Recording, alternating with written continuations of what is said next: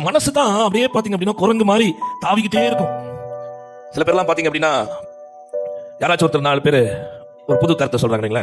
ஆமாங்க அதான் கரெக்ட். இன்னைக்கு மத்தியானம் ஒருத்தர் பேசிட்டு இருக்கும் போது அவர் சொன்னாரு, ஒருத்தர் வந்து கட்சி விட்டு கட்சி மாறிக்கிட்டே இருப்பாராமா. முதல்ல ஒரு கட்சியில இருந்துட்டு இந்த கட்சி தாங்க ரொம்ப நல்ல கட்சி அப்படின்னா, அப்புறம் அடுத்த கட்சிக்கு மாறிட்டாராம். அடுத்த கட்சிக்கு மாறிட்டு இந்த கட்சி பேர்லாம் சொல்லல, இந்த கட்சி பேர்லாம் சொல்லிட்டு இருந்தாங்க. அந்த கட்சிக்கு போகும்போது ஐயோ இந்த கட்சி ஒரு கட்சியா, இந்த கட்சி தான் நல்ல கட்சி. அப்புறம் கொஞ்ச நாள் கழிச்சு பார்த்தா வேற ஒரு கொடியை தூக்கிட்டு வரலாம். என்ன எந்த கட்சிக்கு மாறிட்டா, ஐயோ அந்த கட்சி சரியில்லை, இந்த கட்சி தான் நல்ல கட்சி. அப்ப பாருங்க, மனசுன்றது அப்படியே வேவரிங்காவே இருக்கும், ஒரு சரியான ஒரு நிலையில இல்லாம இருக்கும். ஆனா அந்த மனசை கூட முழுசா ஆண்டவருக்கு கொடுத்தோம் வைங்க, முழுசா அவர் மேல அன்பு செலுத்தணும் வைங்க, நமக்கு சகலமும் நன்மைக்கு எதுவாக நடக்கும். ஹல்லேலூயா. அப்போ ஆண்டவரே என்னுடைய மனது வேவரிங்கா இருக்கு, என்னுடைய மனது சில சமயத்தில் இப்படி இருக்கு அப்படின்னும் போது கவலையப்படாதீங்க.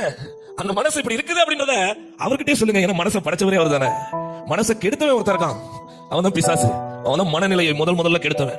இந்த உலகத்தில் நம்முடைய மனநிலைகளை கெடுத்து, நம்முடைய மனநிலைகளுக்குள்ளாக பாவத்தை கொடுத்து, நம்முடைய மனநிலைகளுக்குள்ளாக பல காரியங்களை கொண்டு வந்தது அவன் செய்ய முடியும் அப்படின்னா, நான் விசுவாசிக்கிறேன், நான் ஆராதிக்கிறேன், நான் படைச்ச தேவனால என் மனநிலையை சரி பண்ணி, என் மனநிலையில முழுசா அவர் மேல அன்பு வைக்க என்ன அந்த ஒரு நிலைக்கு கொண்டு வருவாரு அப்படின்னு எத்தனை பேர் நம்புறீங்க?